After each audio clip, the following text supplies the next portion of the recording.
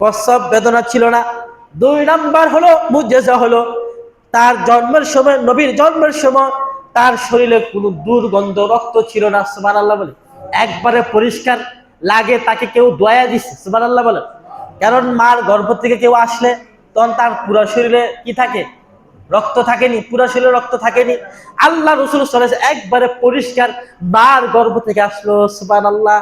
3 number হলো আল্লাহ নবী যখন জন্মগ্রহণ করে, প্রত্যেকটা মানুষের নাভি, তার নাভির নার কাটা থাকে না, নার অবস্থা বের হয় না?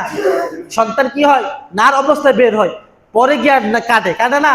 রাসূল সাল্লাল্লাহু আলাইহি ওয়াসাল্লামের মুজিজা হলো নবী করিম সাল্লাল্লাহু আলাইহি ওয়াসাল্লাম যখন জন্মগ্রহণ করে পৃথিবীর মধ্যে নার কাটা অবস্থা আছে। কি অবস্থা? নার কাটা অবস্থা। 4 নম্বর হলো নবী করিম সাল্লাল্লাহু আলাইহি ওয়াসাল্লাম যখন এই দুনিয়ার মধ্যে আগমন করে, পৃথিবীর মানুষ কোনো সন্তান খতনা অবস্থা আসে আমার আর আপনার নবী আল্লাহ তাআলা তাকে খতনার মাধ্যমে পৃথিবীর মধ্যে প্রেরণ করেছে। খতনার মাধ্যমে, খতনা অবস্থায় তাকে পৃথিবীর মধ্যে প্রেরণ করেছে। 5 নম্বর হলো নবী করিম সাল্লাল্লাহু আলাইহি ওয়াসাল্লাম এই পৃথিবীর মধ্যে যখন আসছেন, আসার পরে কোনো মানুষের ক্ষমতা থাকে না সে উঠতে আল্লাহকে সেজদা দেওয়ার ক্ষমতা থাকে? উঠতে পারে, বইতে পারে না। 5 নম্বর মুজিজা হলো আমার আর আপনার নবী যখন এই পৃথিবীর মধ্যে আসছেন, আইসই আল্লাহ শুকরিয়া তান, তিনি সেজদা পড়ে গেলেন। সুবহানাল্লাহ বলে, সেজদা পড়ে আল্লাহ তাআলার গুনাহগান করতেছে, আল্লাহ তাআলার প্রশংসা করতেছে, দোয়া করতেছে। মা আমেনা বলে, ও মুহাম্মদ, আমি তো অবাক হয়ে গেছি, তুমি জন্মের পরে তুমি আল্লাহর দরবারে তুমি কুদরতে সেজদা পড়া তুমি কি জানি পড়তেছো, আমি জানি না। আল্লাহ রাসূল সাল্লাল্লাহু আলাইহি ওয়াসাল্লাম আইসই দুনিয়ার মধ্যে জন্মগ্রহণ করার পরেই আল্লাহ তাআলাকে সেজদা দিয়ে তার শুকরিয়া আদায় করলো। সুবহানাল্লাহ। এটা কোনো মানুষের সম্ভব? এটা কারো দ্বারা সম্ভব?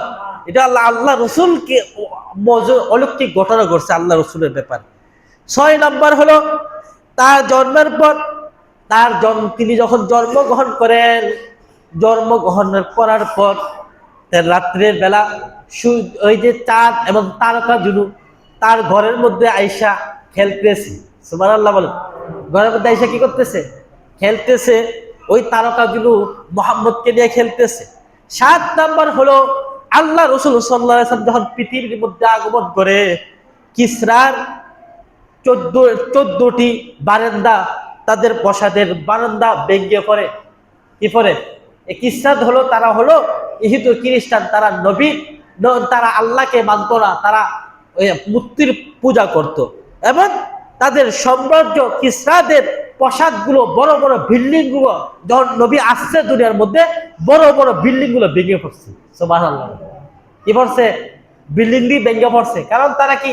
মুসলমানদের উপর অত্যাচার করত, তারা আল্লাহকে মানত না, আল্লাহর বিরোধিতা করত। এই কারণে 7-8 নাম্বার হলো পার্শ্বের অগ্নি নিভে যায়, মানে তারা হাজার হাজার বছর একটা অগ্নিরে, তাদের মন্দিরের মধ্যে একটা অগ্নি মানে আগুন জ্বালায়া হাজার হাজার বছর ওই আগুনের পূজা করছে। নাউজুবিল্লাহ বলে, কি এর পূজা করছে?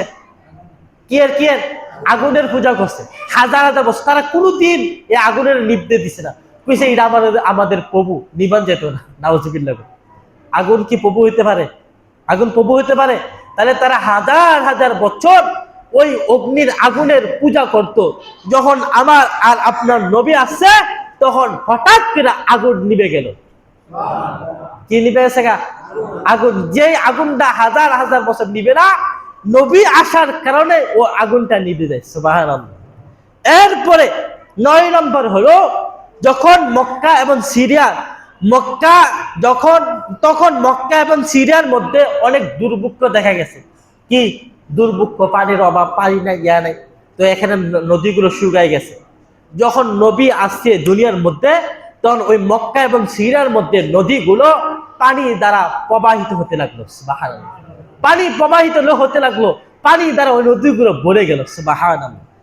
এরপরে যখন 10 নম্বর হলো নবী আমার আর আপনার নবী যখন পৃথিবীর মধ্যে আসলেন, তখন আসার পরে ওই যে পৃথিবীর মধ্যে মক্কার কাফেরা গুলো বাইতুল্লাহ শরীফের মধ্যে তারা 360টি মূর্তি কাবার মধ্যে দিয়ে রাখতো, নাউজুবিল্লাহ বলে। কয়টা? 360টি মূর্তিরে তারা কাবার মধ্যে দিয়ে রাখতো, আর তারা আল্লাহর ইবাদত না করে মূর্তির ইবাদত করতো, নাউজুবিল্লাহ বলে। ধর নবী কারীম সাল্লাল্লাহু আলাইহি ওয়াসাল্লাম যখন পৃথিবীর মধ্যে আসছেন, যখন জন্মগ্রহণ করছেন, ওই মক্কার মধ্যে বাইতুল্লাহর মধ্যে কাফা ওই মূর্তিগুলো উবুদ হইয়া পইরা আল্লাহকে সিজদা করতে লাগে।